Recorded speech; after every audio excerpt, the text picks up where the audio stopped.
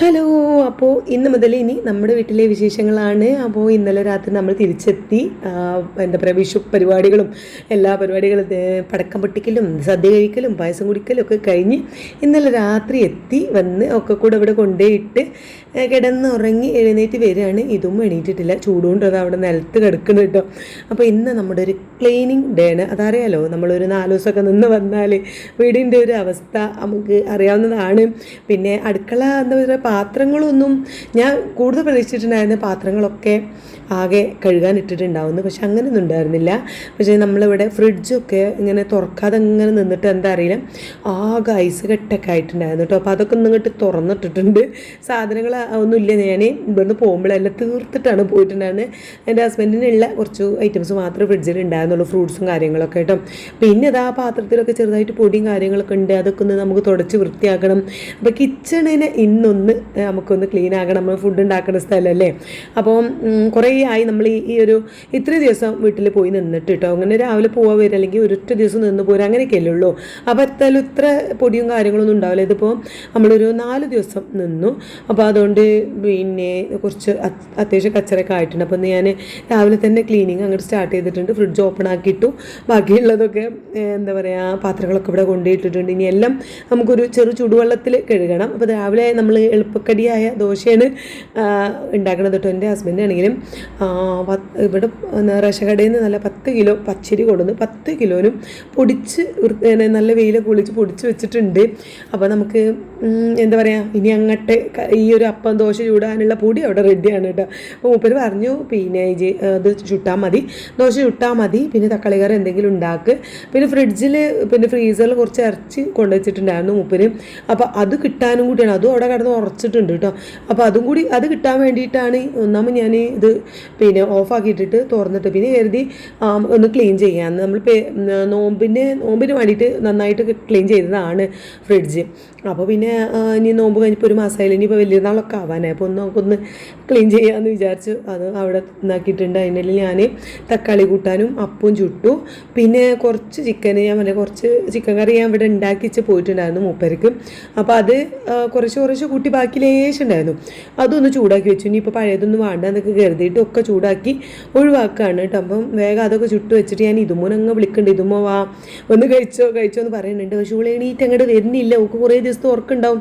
കാരണം റെയിനുവിൻ്റെ ഇപ്പോൾ ആരുടെ ഇപ്പോൾ കളിച്ച് രാത്രി ഓളും ഉറങ്ങൂല, ഞാനും ഉറങ്ങൂല. ഞാനും തുത്തും വർത്തനം പറയുന്നത്, ഞാനും ഉറങ്ങൂല. ഓള് കളിച്ചുകൊണ്ട് ഉറങ്ങും. 1 മണി 2 മണി ആവാതെ ഞങ്ങളൊന്നും അങ്ങോട്ട് കണ്ണ് ചിമ്പൂലാട്ടോ. അത് എനിക്കും പിന്നെ രാവിലെ എണീക്കാനൊക്കെ കുറച്ച് ലേറ്റായിട്ടൊക്കെ എണീക്കുന്നതുകൊണ്ട് എനിക്ക് അങ്ങനെ വലിയ ക്ഷീണമൊന്നുമില്ല. എന്തായാലും വേഗം അപ്പൊക്കെ ചുട്ടു കൊണ്ടുപോയി കൊടുത്തു. ഞാനൊരു കട്ടൻ ചായ ഒക്കെ കുടിച്ചിട്ടുണ്ട്, പാലില്ല. അതുകൊണ്ടാണ് ഞാൻ ഇതുമുന്നെ എങ്ങനെ വിളിക്കുന്നത്, ഒരു പേക്ക് പാല് വാങ്ങിക്കൊണ്ടുവരാം, എന്നാലും എനിക്ക് ആ ചായ കുടിച്ചാലല്ലേ നമുക്ക് ആ പണിക്കൊക്കെ ഒരു ഉഷാറുണ്ടാവുള്ളൂ. അപ്പോൾ അതുകൊണ്ടാണ് ഞാൻ ഓളങ്ങനെ വിളിച്ചുകൊണ്ട് നിൽക്കുന്നത് കേട്ടോ. ഓളെ എന്നിട്ട് വന്നിട്ടില്ല, മൂപ്പരാടെ ഫുഡ് കഴിക്കുന്നുണ്ട്. പിന്നോട് പറഞ്ഞു രാവിലെ ഒന്നും ഫുഡ് കഴിച്ച ശീലമല്ല, പിന്നെ എന്തോ പഴമോ അല്ലെങ്കിൽ ബ്രെഡോ അങ്ങനെ എന്തെങ്കിലുമൊക്കെ കൊണ്ടുവന്നിട്ടാണ് രാവിലെ കഴിക്കാറ്. ഉച്ചയ്ക്ക് പിന്നെ ഞാൻ ഉണ്ടാക്കി വെച്ച കറിയുണ്ട്. അപ്പോൾ അത് കുറച്ച് ഇവിടെ ഉള്ളതുകൊണ്ട് അത് ചൂടാക്കിയിട്ട് അതിക്ക് മമതേന്ന് പോയിട്ട് ചപ്പാത്തിയോ അങ്ങനെ എന്തെങ്കിലും വാങ്ങിക്കൊണ്ടുവന്ന് കഴിക്കും. അങ്ങനെയൊക്കെ അഡ്ജസ്റ്റ് ചെയ്ത് പോകുന്നിട്ടോ. വൈകുന്നേരം പിന്നെ കാര്യമായിട്ട് കടല അല്ലെങ്കിൽ പിന്നെ എന്താ പറയുക, ഇവിടെ അടുത്തുള്ള കടയിൽ നിന്ന് പഴം വാങ്ങിയിട്ട് അങ്ങനെയൊക്കെയാണ് കഴിച്ചു പോണത്. എന്തായാലും ഇന്നിപ്പോൾ വന്നതല്ല, നമ്മൾ അത്യാവശ്യം ഫുഡ് എന്തെങ്കിലും ഉണ്ടാക്കി കൊടുക്കാമെന്ന് വിചാരിച്ചു. ബീഫ് വേഗം ഞാൻ വെള്ളത്തിലിട്ടിട്ടുണ്ടായിരുന്നു, അത് കുറച്ചൊന്ന് പൊതിർന്നപ്പോൾ വേഗം കട്ട് ചെയ്ത് വെക്കുകയാണ് കേട്ടോ. ഒരുപാട് ക്ലീനിങ് ചുറ്റുവട്ടും കച്ചറായി, അതിൻ്റെ ഇടയിൽ കൂടെയാണ് ഞാൻ ഫുഡ് ഉണ്ടാക്കുന്നത്. ഇന്നിപ്പോൾ ഞാൻ ആദ്യം വിചാരിച്ചു പുറത്തുനിന്ന് കൊണ്ടുവന്നാലോ, ഇന്ന് മൊത്തം നമുക്ക് വീട് ക്ലീൻ ചെയ്തതിൻ്റെ ശേഷം നാളെ മുതൽ അങ്ങോട്ട് കിച്ചൺ സ്റ്റാർട്ട് ചെയ്യാമെന്ന്. അപ്പോൾ പിന്നെ മൂപ്പര് പറഞ്ഞു 4 ദിവസമായിട്ട് ഞാൻ പുറത്തത്തെ ഫുഡല്ലേ, സാധാരണ ഒരു കഞ്ഞി വെച്ചാൽ മതിയാണ്. അപ്പോൾ എനിക്ക് പാവം തോന്നി, ഞാൻ ഏതായാലും ബീഫ് വെക്കാം. പിന്നെ ലേശം ചോറും വെച്ചാൽ ബീഫ് കറിയും ചോറും മാത്രം മതി, വേറെ ഉപ്പേരി ഒന്നും ഉണ്ടാക്കണ്ട എന്നൊക്കെ എഴുതിയിട്ടാണ് നമുക്ക് ബീഫൊക്കെ ചെറുതായിട്ട് കട്ട് ചെയ്ത് കഴുകി വൃത്തിയാക്കി വെച്ചിട്ടുണ്ട്. പിന്നെ കത്തി കഴുകിയിട്ടുണ്ട്. അത് ഞാൻ കത്രിക വെച്ചിട്ട് മുറിക്കാൻ നോക്കിയിട്ടോ. നല്ല നെയ്യുള്ള ബീഫ് ആയതുകൊണ്ട് കട്ട് ചെയ്തിട്ട് അങ്ങോട്ട് മുറിയണില്ല. അവസാനം നമ്മൾ കട്ടിങ് ബോർഡൊക്കെ എടുത്ത് നല്ലൊരു മുറിച്ചുള്ള കത്തി ഇപ്പം നാലെടുത്ത് വാങ്ങിയതാട്ടോ, അതുണ്ടായിരുന്നു. അതുകൊണ്ടൊക്കെ കട്ട് ചെയ്ത് നമ്മൾ ബീഫ് അവിടെ അടുപ്പത്ത് വെച്ചിട്ടുണ്ടെന്നാൽ അതവിടെ വെന്തോളുമല്ലോ. പിന്നെ മസാലപ്പൊടികളും കാര്യങ്ങളും, ചെറിയുള്ളിയാണ് കാര്യമായിട്ട് ഇട്ടത്, വലിയുള്ളിയും കാര്യങ്ങളൊന്നും ഇല്ല കേട്ടോ. സംഭവം പച്ചക്കറികളൊക്കെ കഴിഞ്ഞിട്ടുണ്ട്. ഉള്ള കുറച്ച് ചെറിയ ഉള്ളി ഉണ്ടായിരുന്നു, വെളുത്തുള്ളി ഇഞ്ചിയൊക്കെ ഉണ്ടായിരുന്നു, അതൊക്കെ ചതക്കാനും നിന്നില്ല. നമ്മൾ അതുപോലെ അങ്ങോട്ട് ജസ്റ്റ് ചെറുതായിട്ട് കട്ട് ചെയ്തിട്ട് വാട്ടിയിട്ട് വെച്ചേക്കാണ് കുരുമുളക് പൊടിയൊക്കെ ഇട്ടിട്ട് അങ്ങോട്ട് സെറ്റാക്കുന്നുണ്ട്. ഉപ്പും മല്ലിപ്പൊടിയും മുളക് പൊടിയൊക്കെ കറി പോലെ കുറച്ചൊരു ഗ്രേവി പോലെ വെക്കാമെന്ന് കരുതി അതവിടെ സെറ്റ് ചെയ്തുകൊണ്ട് നിൽക്കുകയാണ്. പിന്നെ അതെ കുറച്ച് വെള്ളം ചൂടുവെള്ളം ഫ്ലാസ്കിലുള്ള വെള്ളം പാർന്നു കൊടുത്തു തിളച്ച വെള്ളം അതിക്ക് ഒഴിച്ചു കൊടുത്തു. കുറച്ചും കൂടി കറി നീട്ടി ഉണ്ടായിക്കോട്ടെ എന്ന് വിചാരിച്ചിട്ട് അവന് വൈകുന്നേരം നോക്കണ്ടല്ലോ. അങ്ങനെ ലാസ്റ്റ് ചിക്കൻ മസാലപ്പൊടി ഇട്ട് കൊടുത്തു. കുറച്ച് കുരുമുളക് പൊടിയും ഒക്കെ ഇട്ട് കൊടുത്ത് കറിവേപ്പിലയാണ് ഇട്ടത്. കറിവേപ്പിലയൊക്കെ ഇട്ട് കൊടുത്തിട്ട് നമ്മുടെ ബീഫ് കറി അവിടെ സെറ്റ് ആവുന്നുണ്ട്. ചോറ് നമുക്ക് കരണ്ടടുപ്പുമേലും വെക്കാം. റേഷൻ കടയിൽ അരിയുണ്ട്. ഇത്തവണ കടയിൽ നിന്ന് റേഷൻ കടയിൽ നിന്ന് പച്ചരിയായിട്ട് വാങ്ങിയത്. നമുക്കത് എന്താ പറയുക, നോമ്പിന് പെരുന്നാൾക്കാലം കിട്ടുന്ന മറ്റേ അരിയില്ലേ, ഫിത്രരി. ആ ഫിത്രരി തന്നെ ഉണ്ടായിരുന്നു കുറച്ച്. അപ്പോൾ എന്നോട് പറഞ്ഞു അധികം ഇവിടെ നമുക്കറിയാമല്ലോ സാധാ ചോറ്, നമ്മൾ സാധാ ചോറ് വെക്കൽ കുറവാണ്. കാര്യമായിട്ട് നെയ്ച്ചോറിൻ്റെ അരി തന്നെയാണ്, നെയ്ച്ചോറ് തന്നെയാണ് വെക്കാറുള്ളത്. അതുകൊണ്ട് ചാക്കരി അധികം വാങ്ങിയിട്ടില്ല. ചോറ് അവിടെ കിടന്ന അരിയൊക്കെ ഇട്ടിട്ടുണ്ട്, തിളക്കുന്നുണ്ട്. ആ സമയം കൊണ്ട് ഞാൻ കുറച്ച് ക്ലീനിങ് പരിപാടിയാണ്. ഫ്രിഡ്ജ് ഇതാ മൊത്തം തുടച്ചെടുത്തു കേട്ടോ.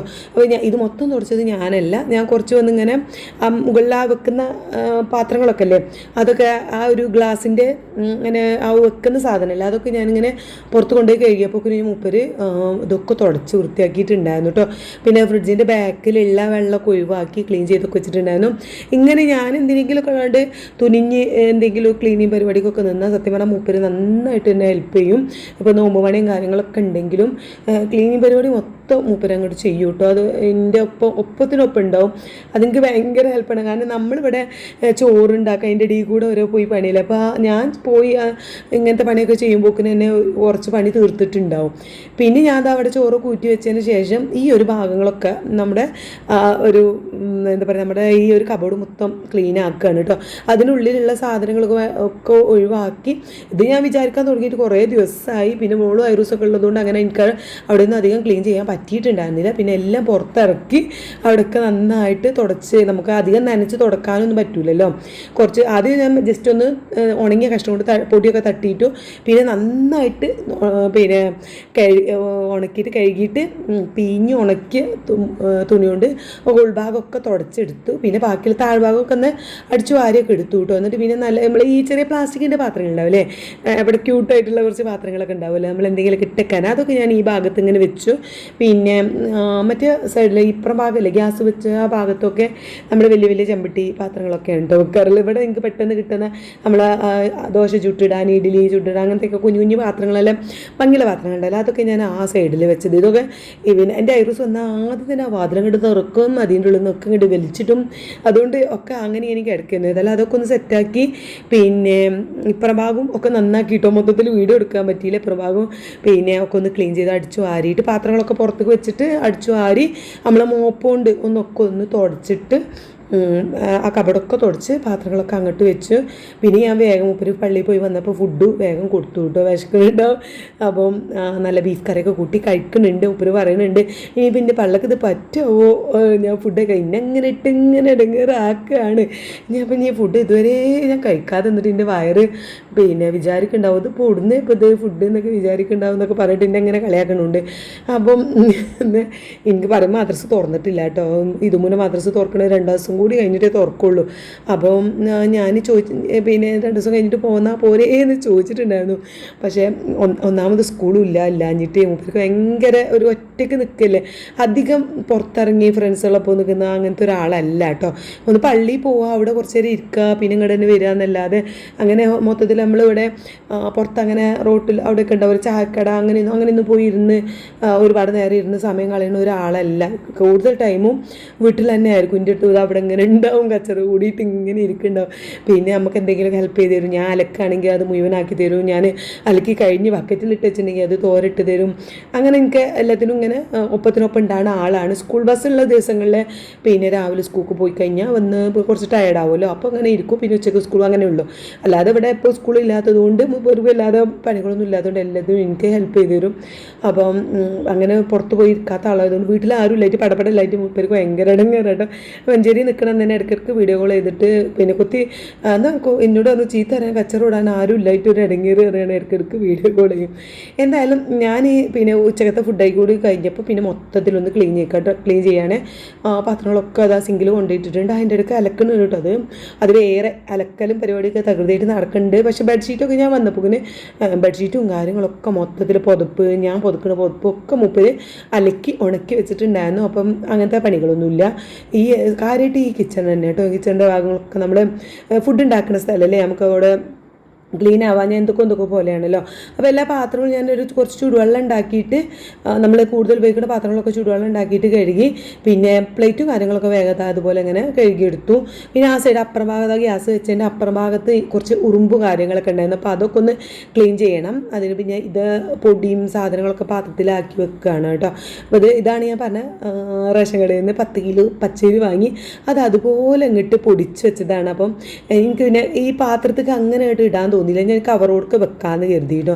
ഇങ്ങനെ പാത്രത്തൊക്കെ ഇടുമ്പോൾ എന്തോ ഒരു പ്ലാസ്റ്റിക്കിൻ്റെ എന്തോ ഒരു ഇതൊക്കെ തോന്നും. അപ്പോൾ ഞാൻ ഈ കവർ വെച്ചിട്ട് ഇങ്ങനെ മെല്ലെ ഇങ്ങനെ ഇറക്കാണ്. ഞാൻ ആദ്യം കരുതി കുടുങ്ങിയോ എന്ന് വിചാരിച്ചു, കൊള്ളൂലേന്ന് പേടിച്ചു കേട്ടോ. പിന്നെ അതാ സത്യമായി കറക്റ്റായിട്ടുണ്ട്. ഇങ്ങനെ അടച്ച് വെച്ച് അവിടെ കൊണ്ടേ വെച്ചു.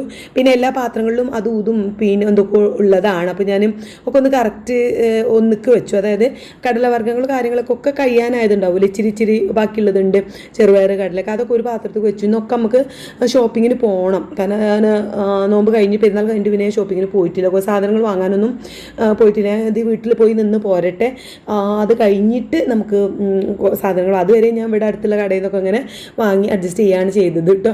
പിന്നെ ഒന്നായിട്ട് പോയി വാങ്ങാൻ മൊത്തത്തിൽ നമ്മൾ മാസത്തിൽ പോകുന്ന ആ ഒരു സംഭവം വാങ്ങിയിട്ടില്ല, വന്നിട്ട് വാങ്ങാം. അപ്പോൾ അതൊക്കെ വാങ്ങി കടലും ചെറുപയറും കാര്യങ്ങളൊക്കെ വാങ്ങിയിട്ട് വേണം ആ പാത്രത്തിലൊക്കെ നമുക്ക് സെറ്റാക്കി പോകാൻ. ഞാൻ അങ്ങനെ ഓരോ കുപ്പിക്കാക്കി ഇങ്ങനെ ഇട്ട് വെക്കാറില്ല കേട്ടോ. ഞാൻ മൊത്തത്തിൽ ഇങ്ങനെ കവറിൻ്റെ ഈ ചെറുപയറായാലും കടലയായാലും ഒക്കെ അതിൻ്റെ കവർ കെട്ടി വെച്ചിട്ട് ആ പാത്രത്തിൽ ഇങ്ങനെ ഇറക്കി വെക്കുള്ളൂ. എനിക്ക് ആവശ്യമുള്ളത് ഇങ്ങനെ എടുത്തിട്ട് അങ്ങനെ ചെയ്യാറാണ്.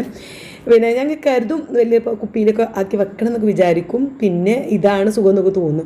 എന്തായാലും പിന്നെ ഈ ഭാഗം മൊത്തം ഞാൻ ക്ലീൻ ചെയ്തു. ആകെ ഒന്ന് സാബുവിൻ്റെ ആ ഒരു പാത്രം കഴുകുന്ന സാബുവിൻ്റെ വെള്ളം കൊണ്ടൊന്ന് എല്ലായിടത്തൊന്ന് ഉരച്ച് കഴുകി. പിന്നെ അവിടെ കുറേ പാത്രങ്ങൾ വെളിച്ചെണ്ണ കുപ്പി അങ്ങനെയൊക്കെ ഉണ്ടായിരുന്നല്ലോ, അതൊക്കെ കൂടെ ഒരു വലിയൊരു പാത്രത്തിൽ ഇങ്ങനെ ഇറക്കി വെച്ചു. എന്നാൽ പിന്നെ അവിടെ അങ്ങനെ ഒന്നും ഉണ്ടാവില്ലല്ലോ. മൊത്തത്തിൽ ആ സ്പ്രേ അടിച്ചിട്ട് തുടച്ച് ഈ ഭാഗം വൃത്തിയായി. അതേപോലെ തന്നെ നമ്മൾ മറ്റേ ഭാഗവും കാര്യങ്ങളൊക്കെ തുടച്ച് വൃത്തിയാക്കി സെറ്റായി പാത്രങ്ങളൊക്കെ കഴുകി വെച്ച് കിച്ചൺ ഏകദേശം എല്ലാ ഭാഗങ്ങളും സെറ്റായപ്പോൾ തന്നെ മനസ്സിനൊരു സമാധാനം കേട്ടോ. ഇനി മറ്റു ഭാഗങ്ങളൊക്കെ ജസ്റ്റ് ഒന്ന് അടിച്ചു വാരി തുടക്കണുള്ളൂ. ഡീപ്പ് ക്ലീനിങ് ഒക്കെ നാളെയൊക്കെ. അപ്പോൾ ഇന്നത്തെ വീഡിയോ ഇഷ്ടപ്പെടുന്ന സപ്പോർട്ട്